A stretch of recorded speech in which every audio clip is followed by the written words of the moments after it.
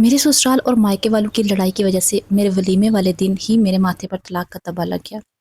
اس 10-15 minute کی لڑائی میں کسی نے یہ بھی نہ سوچا کہ مجھ پر کیا گزر رہی ہے اور اس کا انجام کیا ہو سکتا ہے۔ میری آنکھوں میں ابھی تک کل رات کے خواب زندہ تھے، ہاتھوں پر گہری مہندی، سرخ جوڑا، کانوں میں گونجتی مبارکبادیں۔ میں ابھی تک خود کو نئی نویلی دلہن محسوس کر رہی تھی، لیکن مجھے کیا معلوم تھا کہ میری شادی کی خوشیاں صرف ایک رات کی مہمان ہیں۔ اگلی صبح میرے ماتھے پر طلاق یافتہ کا داغ لگنے والا ہے۔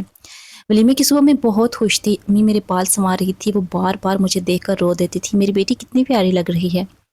میں ہنس دیتی، امی اب بس کرے نا، لیکن شاید ماں کا دل آنے والے طوفان کو محسوس کر ہی لیتا ہے۔ نیچے گھر میں بہت رش تھا، رشتہ دار، مہمان، بچوں کی آوازیں، ہر طرف خوشیوں کا شور تھا۔ میرے شوہر احسن بھی تیار ہو رہے تھے، وہ بھی بہت خاموش انسان تھے۔ شادی کے بعد سے انہوں نے مجھ سے کوئی زیادہ بات نہیں کی تھی، لیکن ان کی خاموشی میں عجیب سی اپنائیت تھی۔ میں سوچ رہی تھی وقت کے ساتھ سب ٹھیک ہو جائے گا، لیکن وقت نے تو کچھ اور ہی سوچ رکھا تھا۔ دوپہر کے قریب اچانک نیچے سے اونچی اونچی آوازیں آنے لگی۔ پہلے تو میں نے سوچا شاید کسی بچے کی شرارت ہوگی، لیکن پھر چیخنے کی آوازیں بڑھ گئیں۔ میں کم گھبرا گئی، دروازہ کھول کر باہر نکلی تو میری نند پریشان کھڑی تھی۔ کیا ہوا ہے؟ میں نے جب پوچھا تو وہ نظریں چرا کر بولی، کچھ نہیں بھابھی، آپ اندر چلی جائیں۔ لیکن اس کے چہرے پر خوف صاف نظر آ رہا تھا۔ میرا دل زور زور سے دھڑکنے لگا، پھر آہستہ آہستہ سیڑھیوں کی طرف بڑھی۔ نیچے ڈرائنگ روم میں قیامت کا منظر تھا۔ میرے سسر جو میرے ماموں بھی تھے غصے سے چیخ رہے تھے، میری ساس مسلسل رو رہی تھی، میری امی کا چہرہ سرخ ہو چکا تھا، اور میرا بھائی وہ تو جیسے کسی کو مار دینے کے لیے تیار کھڑا تھا۔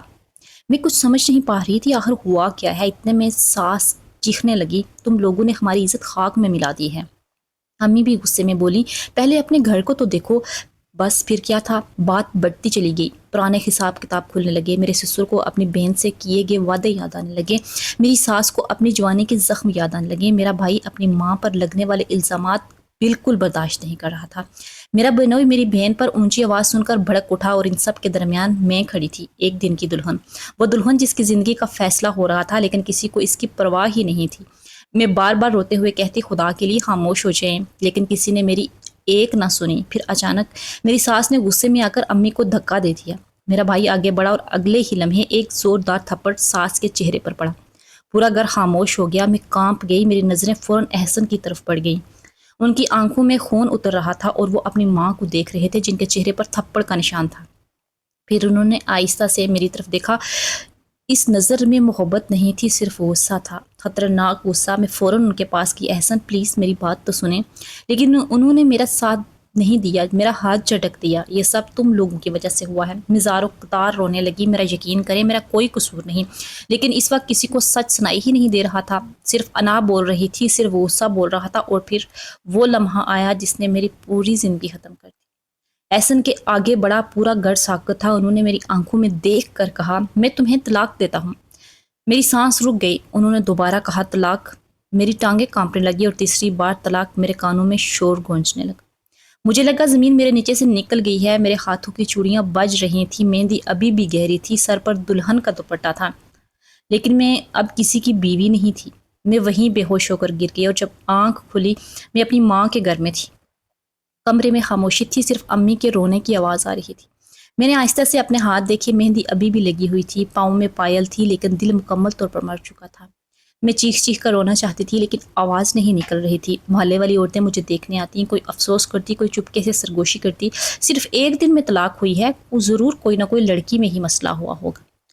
ہر لفظ میرے دل میں جھنجر بن کر لگتا۔ میں دن رات آئینے کے سامنے بیٹھی رہتی، اپنے ماتھے کو دیکھتی، مجھے لگتا واقعی یہاں طلاق یافتہ لکھا ہوا ہے۔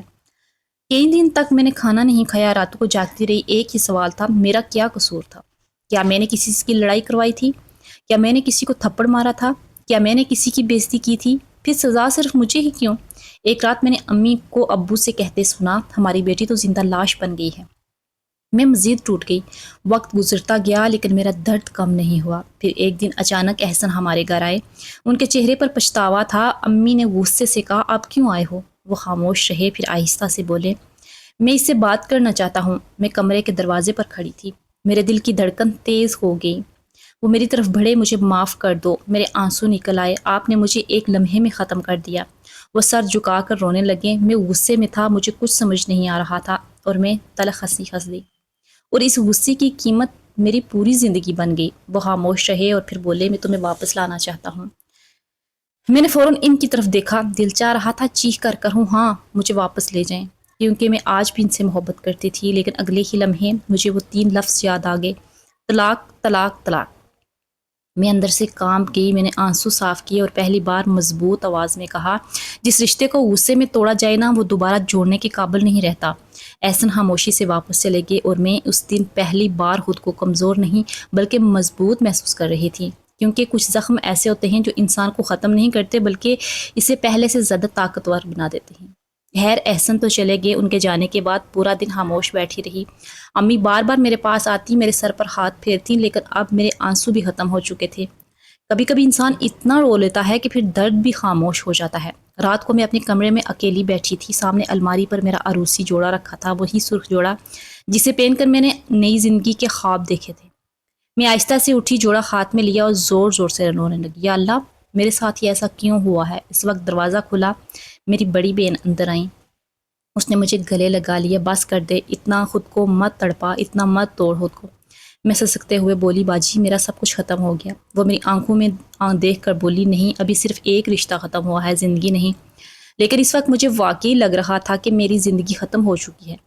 اگلے دن محلے کی کچھ عورتیں امی سے ملنے آئیں، کمرے میں بیٹھی ان کی باتیں سن رہی تھی۔ آج کل کی لڑکیاں بہت زبان چلاتی ہیں، ضرور لڑکی والوں کی طرف سے کچھ ہوا ہوگا، اتنے اچھے گھر سے طلاق کوئی ویسے ہی تھوڑی نہ دے دیتا ہے۔ ہر جملہ میرے دل میں آگ لگا رہا تھا۔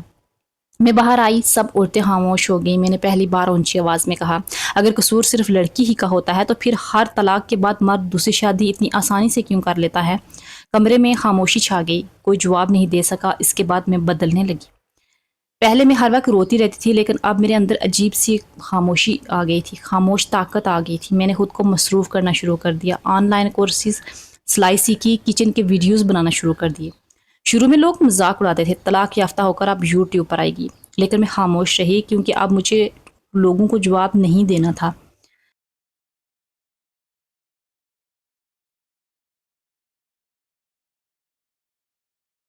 اس وقت میں نے صرف خود کو سنبھالنا تھا اور چند مہینوں بعد میرا یوٹیوب چینل چل نکلا، لوگ میری آواز پسند کرنے لگے، ہزاروں عورتیں مجھے میسیجز کرتی، آپ کی کہانی سن کر ہمت ملی، ہم بھی ایسے درد سے گزر رہی ہیں۔ پہلی بار مجھے لگا شاید میرا درد کسی اور کے کام آ رہا ہے۔ پھر ایک دن اچانک احسن دوبارہ میرے سامنے آئے۔ میں ایک شاپنگ مال میں تھی، وہ دور کھڑے مجھے دیکھ رہے تھے، پہلے سے بہت کمزور لگ رہے تھے۔ میں نے نظریں ہٹانا چاہی لیکن وہ میرے قریب آ گئے، کیسی ہو؟ میں نے مختصر جواب دیا، ٹھیک ہوں۔ وہ چند لمحے خاموش رہے، پھر بولے، میں اب بھی تمہیں نہیں بھول سکا۔ میرے دل میں ایک درد سا اٹھا، لیکن اس بار میں کمزور نہیں تھی۔ میں نے ان کی آنکھوں میں دیکھ کر کہا، آپ نے مجھے اس دن نہیں کھویا تھا جب طلاق دی تھی، آپ نے مجھے اس دن کھو دیا تھا جب سب لڑ رہے تھے اور آپ نے ایک بار بھی میرا ساتھ نہیں دیا۔ احسن کی آنکھوں میں آنسو آ گئے، میں ہر دن پچھتا رہا ہوں۔ میں ہلکا سا مسکرائی، کچھ لفظ فیصلوں کا پچھتاوا پوری زندگی رہتا ہے۔ وہ خاموش کھڑے رہے اور پھر آہستہ سے بولے، کاش میں وقت واپس لا سکتا، اور وہ چلے گئے۔ اس بار میں روئی نہیں، کیونکہ اب میں سمجھ چکی تھی کچھ لوگ ہماری زندگی میں محبت بن کر آتے ہیں اور کچھ سبق دے کر واپس جاتے ہیں۔ احسن میری محبت ہے اور میری زندگی کا سب سے بڑا سبق